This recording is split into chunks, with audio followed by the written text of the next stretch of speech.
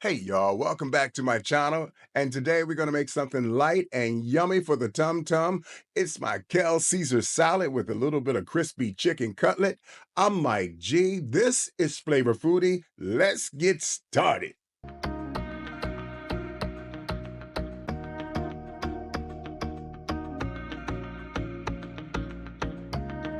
So these are my ingredients that I'll be using, y'all. So check this out. We're going to be using some kale, and I washed the kale very well. I took the stems out of the kale because they can be a little bit bitter. I'm not going to use egg for the recipe because I want a more thicker, a little bit more creamier Caesar salad dressing than usual, because on the romaine lettuce, I'll use the egg when I make that Caesar salad dressing. But with this one, I'm going to use some mayo. It'll give me the texture that I'm looking for.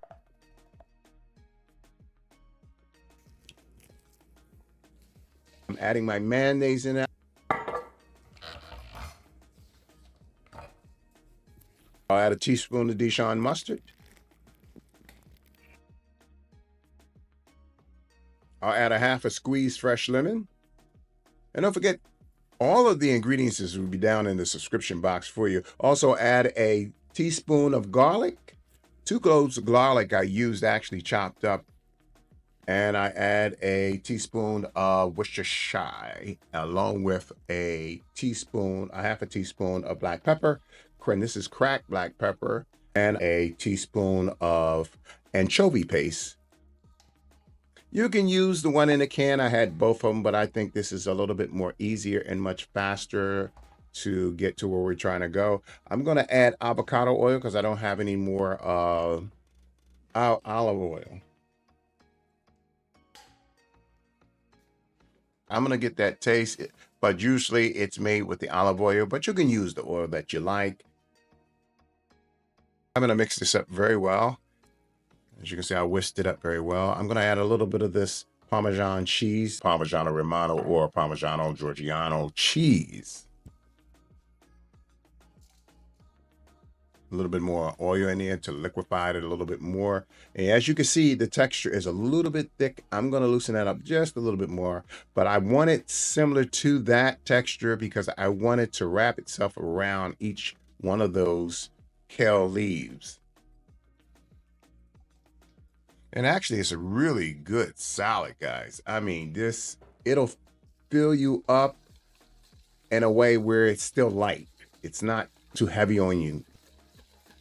It's springtime and you want something really nice and light while you're at work and you're having lunch, or if you work outside the home, or if you don't have the olive oil, you can use the avocado oil. It's not going to hurt. It's going to give you a good taste too, just as well. But it's originally with the olive oil.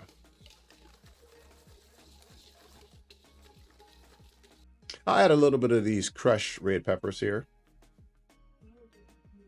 This will help us with our flavor. As you can see, the texture, so it's much creamier, and that's what I'm looking for, because this is going to wrap itself around the kale leaves, and that's what we're trying to do to get that right taste. So we'll blend this now with the kale. We'll throw our kale in here, and these are our leaves.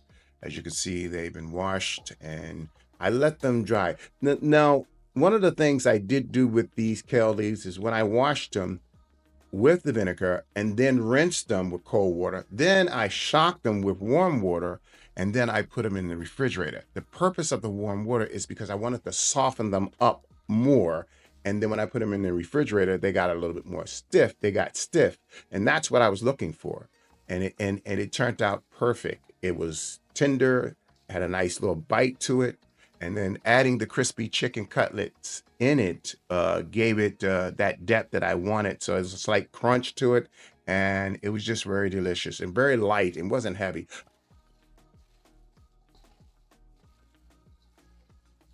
Thanks again for coming to my channel, and don't forget to invite a friend in and share some of the recipes with them.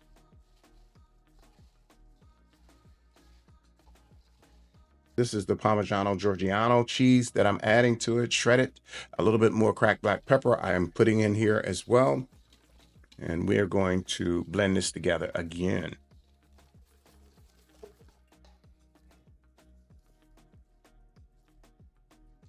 Don't forget to like, subscribe, and leave a comment. Love to hear from you.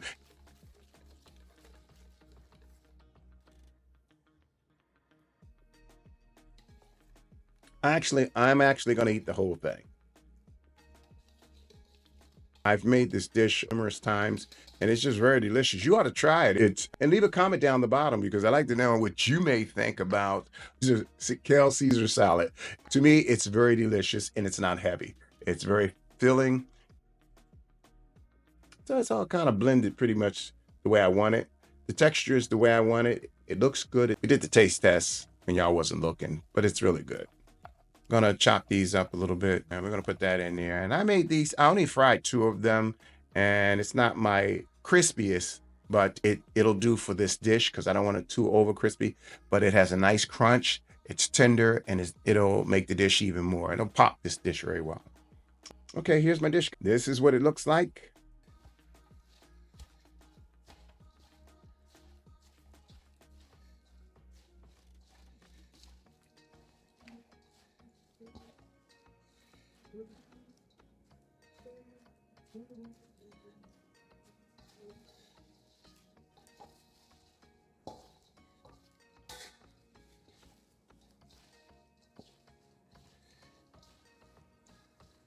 Yummy. Light and yummy for your tum-tum, and you will enjoy this delicious dish. And you'll make this. This is a dish you could have, like your guests are coming over and you're going to do brunch or something. You can sit out on your patio and you can make this dish and they'll be like, how'd you make this? This is awesome. This is really good. But this is my rendition of the kale Caesar salad. It's very delicious. And the whole purpose of making the dressing the way I did it is because I wanted it a little bit more creamier to wrap around those kale leaves. As you can see, the kale leaves are like, they're twist and turned, and they got all kinds of little ridges in it so that you want to make sure that all of that creamy Caesar salad dressing get in between those kale leaves. And that's what we were trying to do here. And I think we achieved that. So let's give this a taste here. Okay. That was good. Let's try another one without the chicken. And as you can see how saturated that is with that creamy Caesar salad dressing. Very good. Very delicious. This is good. This is very good. This is a go-to for you guys. You'll like this. You won't go back. Actually, I don't even really do it with the romaine lettuce as much as I used to. I still make it for people, some family members, but this is my go-to. This is something I'll sit out in the yard or something like that and eat this if I'm not doing any barbecuing or anything like that, smoking anything on the grill.